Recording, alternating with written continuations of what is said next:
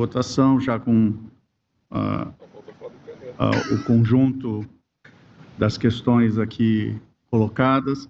e gostaria de apenas pontuar algumas ideias na declaração de voto que eu vou juntar. Creio que dos debates, das questões suscitadas e dos votos que me antecederam, o tema central é este mesmo, qual seja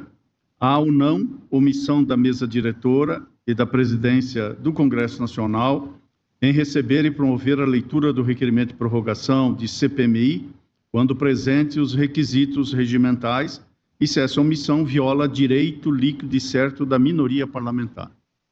O eminente ministro relator respondeu afirmativamente a esta questão e o fez com base na interpretação que trouxe a colação do parágrafo 3º do artigo 58 e na leitura legítima que fez da jurisprudência desse Supremo Tribunal Federal naquilo que poderíamos chamar de um estatuto jurisprudencial das minorias parlamentares como defluído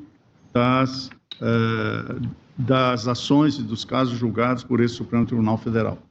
Eu também gostaria de enaltecer o eminente ministro relator por ter aportado o feito a esta sessão presidencial, que revela uma índole republicana e aberta. Todos nós sabemos que o regimento interno do Supremo dá preferência ao plenário virtual para examinar o referendo, mas Sua Excelência trouxe ao plenário presencial, portanto, eu gostaria de enaltecer, bem como cumprimentá-lo pelo voto inequivocamente robusto que vem de proferir e que merece o nosso total respeito, e subjacente ao voto de Sua Excelência, me parece que também está presente a relevância das comissões parlamentares de inquérito, nesse caso é mista, mas por igual, e a necessidade da legítima investigação parlamentar de malfeitos que mereçam, como esta hipótese merece, a devida investigação. Ademais disso, também deflui desse julgamento que sem o respeito ao dissenso e, portanto, sem o respeito às minorias, não há democracia. De modo que Sua Excelência, no voto, o eminente ministro relator, traçou 3 premissas que me permito aqui sumariar, até porque, com as 2 primeiras, de saída, manifesto integral concordância. A primeira delas, há uma proteção constitucional às minorias, a qual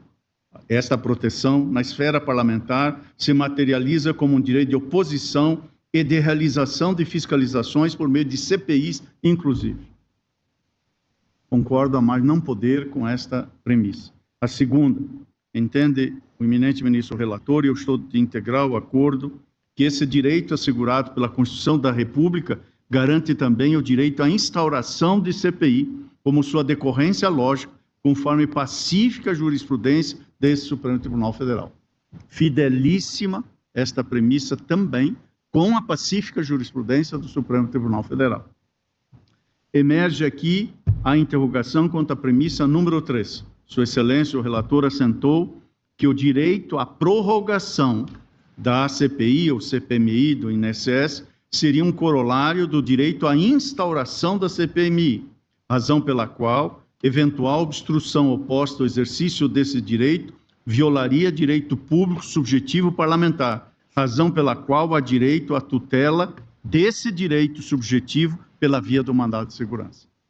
Aqui, portanto, abre-se o debate de saber efetivamente se temos um direito líquido e certo, se esse direito público subjetivo do parlamentar, essa impetração é feita por 3 ilustres parlamentares, se o direito subjetivo, que daqui emerge, é o direito subjetivo que o mandado de segurança requer, ou se caberia, na verdade, numa via mais elasticida, um debate inaugurando esta ordem de ideias, por exemplo, que seria propiciado por uma arguição de descumprimento de preceito fundamental de proteção às minorias parlamentares, do qual seria extraível um direito subjetivo do parlamentar que integra a minoria de obter judicialmente a prorrogação. Esta formulação, para a qual eu marcharia numa reflexão, todavia tem, em meu modo de ver, uma dificuldade do ponto de vista do cabimento nos limites da impetração, tal como aqui foi feito. porque a impetração demanda a existência de um direito líquido e certo. E esse direito, me parece, está a demandar uma configuração que me animaria, obviamente, a fazer, se tratasse de uma demanda um pouco mais elasticida desta ordem de ideias. Por isso, a essa altura e nessa etapa, e por ocasião deste mandado de segurança, tenho para mim que há uma dificuldade de extrair um direito líquido e certo como corolário do direito à oposição das minorias e de investigação no âmbito de um mandado de segurança. E na declaração de voto passo por algumas lições, como de Loewenstein, na teoria da Constituição, em precedentes desta Casa, como a DI 1635, da relatoria do saudoso ministro Maurício Correia. Trato também do exame das regras do regimento interno do Senado Federal e do regimento comum do Congresso Nacional, e sobre aqui abro uma nota de rodapé, agora mental, mas está no voto. Não me afeta no raciocínio esse tema de ser ou não questão interna corporis. A percepção que tenho é que, ainda que seja questão interna corporis, se esta matéria representar uma ofensa constitucional, entendo que este tribunal está legitimado a agir. Portanto, e isto não é novidade, tem precedentes que cito aqui no meu voto, reconhecendo precisamente que não se trata de uma opção plebiscitária, é ou não é matéria interna corpus. Em sendo matéria interna corpus, o passo inicial é a deferência, mas cabe fazer uma filtragem para saber se aquela questão estrita ofende a uma garantia constitucional. E é aqui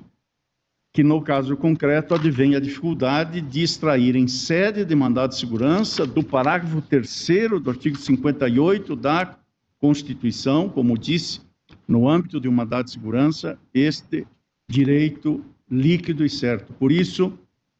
nesta ordem de ideias e de acordo com o voto e outras razões que vou juntar, também peço vênia, Sua Excelência, o eminente ministro relator, para acompanhar a conclusão pela denegação da ordem, mas com base nesses fundamentos, na estrita cognoscibilidade do mandado de segurança e na dificuldade de avançar aqui para um exame que me animaria e, quem sabe, ainda no futuro, nessa existência de magistratura constitucional, eventualmente se apresente para ser feito de uma dimensão mais elasticida. E não sem antes cumprimentar o eminente ministro relator e mais uma vez, dar um exemplo a este plenário e também aos jurisdicionados de amor ao debate, de exposição lúcida e nítida das ideias, e isto tudo levando em conta precisamente a construção de uma decisão colegiada ao caso concreto, e é como voto.